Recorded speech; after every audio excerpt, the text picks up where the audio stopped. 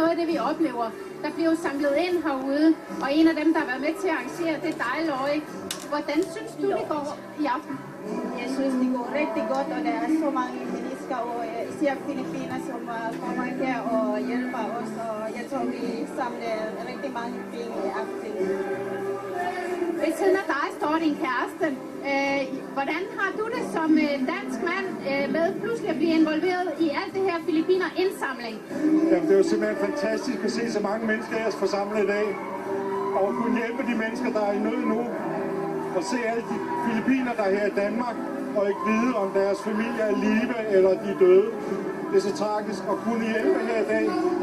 Det er fantastisk, simpelthen. Og nu stod jeg og sagde, de danser og fester, selvom at det er på en tragisk baggrund. Er det sådan en filippinsk kultur at få alle følelser med? Det er helt klart mit indtryk, at Filippinerne er et land, der bliver ramt af så mange katastrofer. Næsten hver dag, vil jeg sige, men hver uge. Og de har lært at kæmpe sig igennem med det, og ved glæde, og ved at synge, og ved at danse, og være familie og holde sammen på hinanden. Det er en helt fantastisk kultur. Det er det. Og som I kan høre bagved, så er det You're Beautiful Tonight, og stemningen fylder hele salen her i kirken.